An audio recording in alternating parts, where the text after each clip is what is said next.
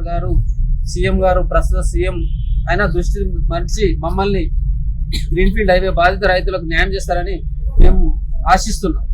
ఒకవేళ మాకు అన్యాయం జరిగితే మాత్రం మేము ఎట్టి పరిస్థితుల్లో ఊరుకునేది లేదు. మేము దానికి తగిన మూల్యం చెల్లించుకోవాల్సి వస్తుంది. ఎవరైనా కూడా మా భూముల మీదకి వస్తే తగిన మూల్యం చెల్లించుకుంటారు. భవిష్యత్తులో వాళ్ళకు కూడా చాలా ఇబ్బందులు ఆటంకాలు కలిగించే పరిస్థితులు వస్తాయి. ప్రాణ త్యాగాలకైనా సిద్ధం, కానీ ఎట్టి పరిస్థితుల్లో భూములు వదులుకునేది.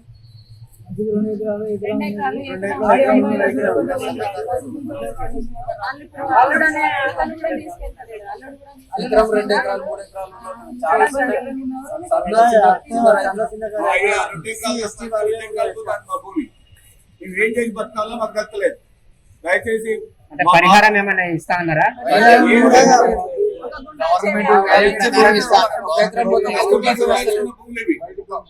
గుంత భూమి కూడా వచ్చే పరిస్థితి లేదు మాకు. ఇప్పుడు అలా కోటి 50 లక్షలైనా ఎకరం దొరికే పరిస్థితి లేదు మాకు. ఇప్పుడు ఇచ్చేది 12 లక్షలు 13 లక్షలు అంటున్నారు. ఒక గుంట వస్తలేదు, ఒక ఎకరం మొత్తం ఒక గుంట వచ్చే పరిస్థితి లేదు. బాధిత రైతులను ఈరోజు ప్రజాపాలనలో కలెక్టర్ గారికి దరఖాస్తు ఇవ్వడం జరిగింది. మాకు హైకోర్టులో కేసు నడుస్తుంది. అప్పీల్కి వెళ్ళాము. వాళ్ళు అక్కడ దీని పరిగణలో తీసుకుంటా వాళ్ళు నేషనల్ హైవే వాళ్ళు ముందుకు వెళ్తున్నారు అనే ఉద్దేశంతో మేము దరఖాస్తు ఇచ్చాము. మా కేసు పూర్తయ్యే వరకు ఎలాంటి చర్యలు చేపట్టకూడదని మేము కలెక్టర్ గారికి విన్నవించుకున్నాము. వాళ్ళు అదే విధంగా సానుకూలంగా స్పందించి ఫర్దర్ యాక్షన్ తీసుకుంటామని చెప్పడం జరిగింది. అంటే ఎన్ని ఎకరాల భూమి అవుతుంది, ఎంత కష్టం అవుతుంది? మేము మా గ్రీన్ఫీల్డ్ హైవే కింద నాది 4 ఎకరాలు పోతుంది. మొత్తం టోటల్ గా 4000 ఎకరాలు పోతుంది. ఉమ్మడి వరంగల్ జిల్లాలో 4000 ఎకరాలు సారవంతమైన భూములు పోతుంది. 2 నుంచి 3 పంటలు పండుతాయి. ఇవి 2017లో వచ్చింది నోటిఫికేషన్. 2017-18లో వచ్చింది. అప్పంచెలు మేము వ్యతిరేకిస్తూనే ఉన్నాము. అయినా మా గోడు వినిపించుకున్న వారు లేరు. కలెక్టరేట్ లో కలెక్టర్ గారికి ప్రజాపాలనలో మా వినతి పత్రాన్ని అందజేయడం జరిగింది. ఎందుకంటే ఈ సారవంతమైన భూములను పచ్చని పంట పొలాలను నాశనం చేసుకుని గ్రీన్ఫీల్డ్ హైవే అనేది తీయడం జరుగుతుంది. మేము మొదటి నుండి 2017 నుండి దీన్ని వ్యతిరేకిస్తున్నాం. అయినా మా మాట ఎవరు వినకుండా వాళ్ళ పని వాళ్ళు చేసుకుంటూ వెళ్తున్నారు. దానికి నిరసనగా మేము హైకోర్టులో కేసు వేయడం జరిగింది. కేసు పూర్వపరాలను పరిశీలించిన తర్వాత ఇప్పుడు మేము మళ్ళీ అప్పీల్కి వెళ్ళాము. అదే కాపీని కలెక్టర్ గారికి సమర్పించడం జరిగింది. వాళ్ళు మేము పరిశీలన చేస్తామని చెప్పారు. ఇదే విధంగా మేము మా ఉద్యమాన్ని ఉధృతం చేస్తాము. మేము ఎట్టి పరిస్థితుల్లో మా భూములు ఇవ్వడానికి సిద్ధంగా లేము.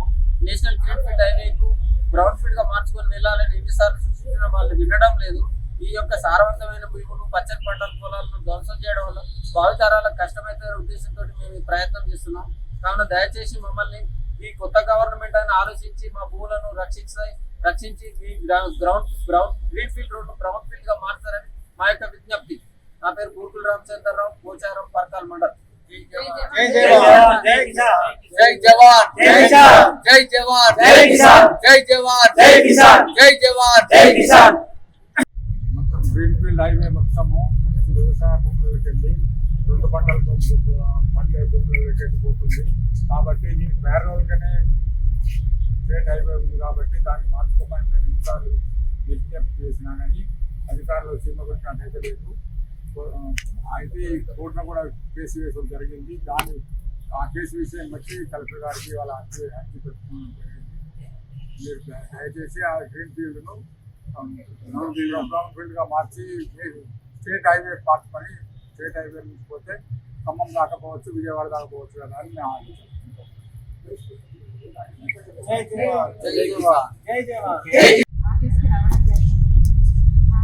పచ్చని పంట పొలాలను కాపాడుకోవడానికి భూ నివాసులు అందరం కలిసి ఇక్కడికి రావడం జరిగింది. గ్రీన్ఫీల్డ్ హైవే బ్రౌన్ ఫీల్డ్ చేయాలని 3 సంవత్సరాల నుండి ఎన్నిసార్లు చెప్పినా కూడా వాళ్ళ దూరం వాళ్ళే వినిపిస్తున్నారు. ఏ రెస్పాండ్ అనేది లేదు. ఈ రోజు కూడా కలెక్టర్ ఆఫీస్లో వినతి పత్రం ఇవ్వడం జరిగింది. దయచేసి కొంచెం అర్థం చేసుకొని మా పచ్చని పంట పొలాలని కాపాడుకోవాలని అందరం రైతులందరం ఏకమై వచ్చి ఇక్కడ విజ్ఞప్తి చేయడం. జై జవాన్ జై కిసాన్.